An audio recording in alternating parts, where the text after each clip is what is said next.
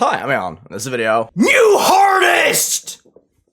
Hell yeah! Good morning, good evening, good afternoon, everyone. Welcome back to more John Dash. Today, we are starting my new hardest demon. It's been almost exactly 1 year since I did Bloodlust as my hardest, and it's been like 9 months since I did Rust.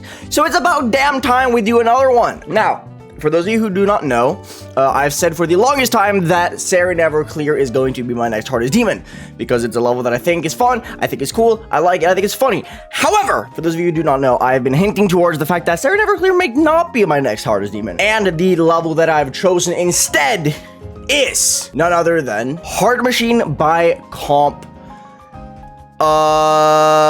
That's about all I have to say. This level recently got moved up. I was actually not supposed to go for this for like another month or two. I had like a few more levels that I really wanted to do before Hard Machine. However, I was incredibly motivated by the move. It was moved above Tartarus. It is now sitting at number 4 on the Demon's List, soon to be number 5 once AOD gets placed, but that's besides the point. And this move made me so incredibly motivated to play this level that I just said, screw it, we're fast tracking it. I'm going for it right now. I still have to beat Sync. I'm going to beat Sync. Sync is still on the agenda. I'm going to complete that before I truly go for it, but that should just be a couple more days, and then Hard Machine grind commences. Now, you might be wondering, Aeon, why did you choose this over SNC? And I'm going to be 100% honest with you. The reason why I decided to go for this over SNC is because of the fact that I played SNC for a good amount of time, and I eventually found out that I don't really find it harder than Rust. It is higher on the Demon's List than Rust. It is, by around 10 spots or something. However, I played it and I was like, I don't really find it to be harder. I find Rust more difficult. And I don't want to be in a situation where I have to explain myself like, oh, my hardest is Sarah Never Clear, but I think Rust is harder, you know? It's just like an inconvenience thing.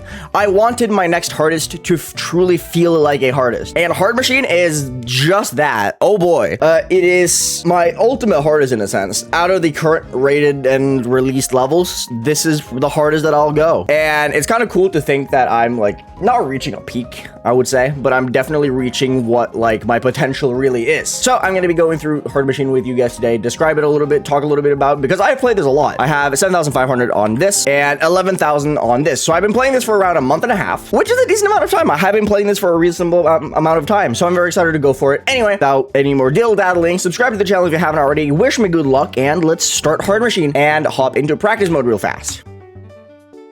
So, the thing about Hard Machine, right, is that this level is choke point hell to a lot of people. This level is extremely choke point heavy, and what I mean by that is that this level has a lot of very consistent parts. Like, when I get into like the rhythm for this level and I'll start getting like consistent with the things that I can get very consistent with, I'll be getting to like 19% every single attempt, and most of my time will be spent just trying to pass the few choke points that there are, because this level is it's interesting. It's a lot of ship control, it's a lot of just really weird and brutal timings, so that's fun. I should have warmed up before I started recording this. This level is weird though, because I was talking about it in another person's stream yesterday, who's also playing Hard Machine, and Hard Machine makes your ship feel very weird for some reason. Like, it just makes your ship feel like unnatural, like very light. So straight flying is like really hard in this level for whatever reason. It could just be a placebo effect. What am I doing? It very well is probably a placebo effect, whereas like, it just feels heavier than it really is, which is probably the case. But anyway, this jump right here, this is like the first of many choke points. This is a 120 hertz frame perfect jump, meaning that it's hard. That's literally what it means. It's just a 120 hertz frame perfect. How do I do that so easily? What? Anyway, yeah, no. So it's hard. I go 1, 2, 3, 4 here, jump after that spike, and then do 1, 2, and then quad spike. This quad spike is not that bad, I say as I die to it twice in a row, like immediately. This jump right here, it doesn't look hard, right? This jump looks very easy, very simple. It's just a regular triple spike, right? With one of those spikes at the top. This jump is so stupid. And the only reason why it's stupid is because you cannot see it. You barely have any time to react to it, making it extremely difficult. And for a lot of people, this is around where the difficulty begins. You have 18% and you have 29%. Those are like the two massive choke points before you actually get into the level. So you basically have like two, like 20% coin tosses that you'll have to pass through. And once you pass both of them, you get into like the real meat of the level and what is actually like considered the hard part. So if I'm allowed to pass this, that'd be great. No? I always jump too early. That was too late. As you can see here, this jump right here is really stupid. Very stupid, actually. Oh, there we go. Then hit that, hit that. Then you get into this ball part. This ball part is like the first like truly difficult part. Like up until this point, there's only been like singular inputs, right? This is like the first properly difficult part, in my opinion. And pretty much in everyone's opinion, honestly.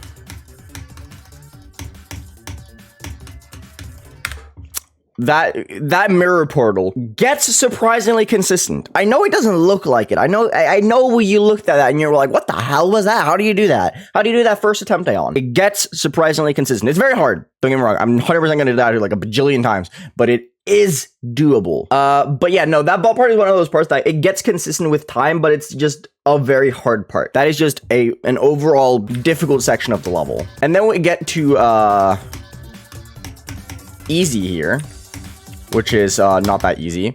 And then up here comes the infamous thing that everyone was like, but Aeon, how are you going to do that part? You have like 1 click per second. And that's where I'm going to prove you that I am capable of doing it. So anyway, with ease here, if you look here at hitboxes, I can click hitboxes. There are spikes here. So these are spikes. You have to like fly between these two, go around and go swerve up here, go up into the Z and down into the portal. And then here with these, you have just 2 of these. It's hard. It's difficult. To be fair, that was expected from this level. So you do that, and then we get to Shalom.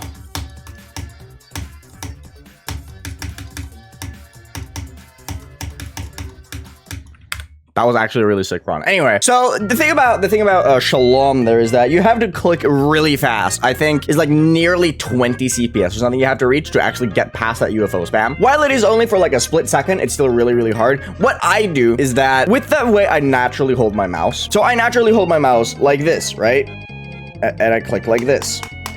That's how I play the game. So when I approach Shalom, what I'll do is I'll just click, and then as I click my last time, I shift over a little bit and I butterfly click. I'll shift over my finger, butterfly click for a little bit, and I will do it on spacebar at the same time. So my strategy to approach a spam part like that is that I'll butterfly click with both my spacebar and my mouse at the exact same time to just reach like an absurd high CPS so that I can pass it very consistently. The difficult part is really just transitioning out of it into the pink orb line. So like the hardest part is not actually just passing the spam, it's getting this pink orb line. I find transitioning into this to be ridiculously hard. And then we get into this ship part, which this ship part is really hard, but it only really has like a couple hard things, which is that dip down right there. And then this right here, this little bump here. I did not think much about this when I originally played through this a few months ago. When this originally came out, I played this and I was like, oh, that's not too bad. This ship part, it's hard, sure, but it's like very reasonable. This bump up here, 54%, I know this is 53, but 54%, this little bump is one of the absolute most inconsistent ship things I think I've ever tried in my entire life. It is such a brutally difficult part for no real reason. I don't really understand why. It's just hard. You just have to be like very weirdly specific about it. And I don't know how I feel about it. It's just one of those parts that's like, okay, yeah, I just kind of like have to suck it up and accept the fact that it's really hard. Yeah, because as you can see there, it's very easy to just go up a little bit too much or a little bit too little. As you can see there, it's like, it's just a really hard part that's just very finicky. And it's very easy to just mess it up like in general. But then we get past this, and this is like the nerve build part. If we go here, it's just like a 1, 2, 3, 4. You hold 1, 2, 3. Release once you land on this, and then you fall down once, and then there's 3 triple spikes. They're not really that bad. And then that's like 55 to 68 is like the easy bit. And then you get to the ship part. You just kind of like coast along at the top here. Straight fly over those. And then we get into the ending. 70 to 100 is so damn hard, but it's just a part that you'll just have to like live with. So you drop down here. What I do for this part is I just 1, 2, 1, 2, 1, 2, 1, 2, right? So I fall down, click once, recorrect myself, and then try not to fail. Easier said than done. spam over there, jump, 1, 2, 1, 2. And then here's the infamous impossible bit. This first jump is a 4-frame window on 360 FPS, meaning that's a 90 hertz frame perfect. And then the triple spike in this hole to the staircase is another 120 hertz frame perfect, similar to one at 18%, meaning that they are just very difficult. That's literally all I have to say. Thankfully, though, if you look here, there's like a little crevice. There's a little tiny crevice here, which I align myself with. I align myself so that when I jump, my underside is like on here. That way I'll land on here and I'll manage to do it, which means that there are visual cues for this part to make it a little bit more manageable. While it's still hard, it's still very easy to mess that up, even if you have visual cues. And then for this triple spike, you just jump it a little bit early, but not too early. You hit that, and then you just fail getting over it, and you do that, and then you just hold, and then after the last jump, you buffer the pink orb, and then you hit twice there. This is like where you start being like, oh shit, I could end up beating it. But then stuff like that ship exists. This ship part is so ungodly awkward. What I do is I go 1, 2, 3, and then straight fly. Like that. Then we have a little bit of a ball control part. It's hard, but it's not really that bad because you get into like a rhythm for it, right? I'm like the only person to actually fly up there. Everyone changes gravity before, so you don't actually have to like do the yellow portal. I found that much harder. I find that way to be much easier. I don't know why. I can just do it very consistently. Anyway, then we get into this ending. I hit this blue orb a little bit late, so I can skip that blue orb. And then it's just a bunch of like really wacky timings. Getting into the ending here. Like this ending is just really weird and really hard. There we go. And then those two pink orbs are hard.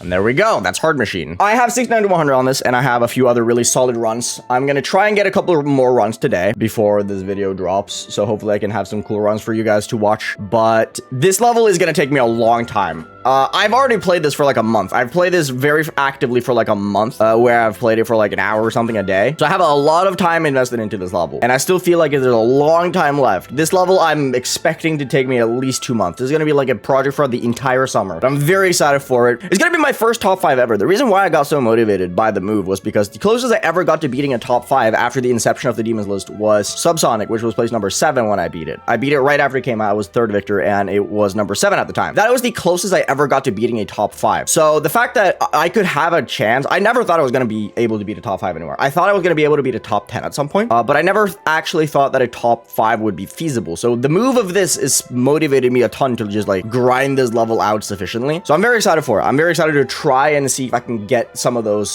swag points for having a top 5 beaten. I don't think it's going to last where it is. I think it's going to end I think with the newfound popularity of it, I think a lot of people are going to go for it, and they're going to be like, oh, this is not harder than Tartarus, what? Or Arcturus, what? And then it's going to move down again. I think it's going to pull a true effect, but that's just my prediction. I don't know. I also think that this is a level that is very specific to a certain kind of player. So people who are like very wave carried, like True Effect, for instance, when it got moved up, a lot of attention got to it. A lot of people started beating it, and there were like wave carried people. So they were like, oh, this isn't as hard as people said. And then it got moved down again. I think this level might be a different case, even though I think it might be a little overrated for me personally, because this level is so specific to a certain skill set. So we'll see what happens. I'm not really an authority to speak. But anyway, wish me luck. And if I do get any cool runs, here are some clips. If not, I'll just show some from last night, lol.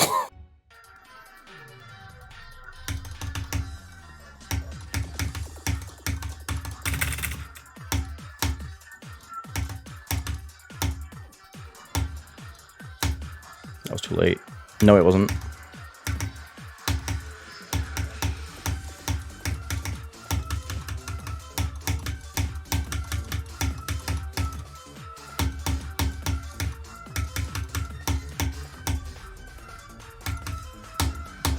Yes! That's such a funny run. Nice. Awesome. Like me just dying over and over again to 54 while trying to get this run is better than fluking it once and never getting it again.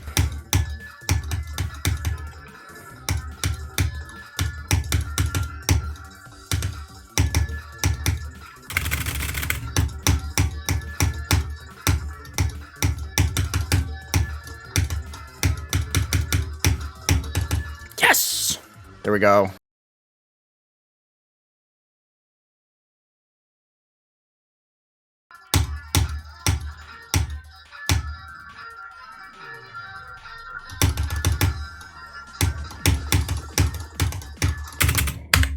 I died to the transition. Whatever. Anyway, that's Hard Machine. I'm very excited for this. I think it's going to be a very good time. It's obviously not going to be the most fun level of all time because it's just a choke point heavy, bad, old, impossible level. But I think it's really cool. I really like it. I think it's an interesting level, and I think it has a lot of charm. So it's going to be an interesting grind. Wish me luck. Go check out my Twitch if you want to see me stream this live. I'm going to be streaming it almost every single day once I fully go for it. I just need to beat sync first. And subscribe to the channel. I would really appreciate it. Anyway, thank you for watching. Hope you guys enjoyed. If you did, like, comment, subscribe, all that you guys know the drill by now. Think we're making my day better. Hope my day was a little bit better too. Eat your greens, stay healthy, stay hydrated, and I'll see you guys later. Peace out, everyone.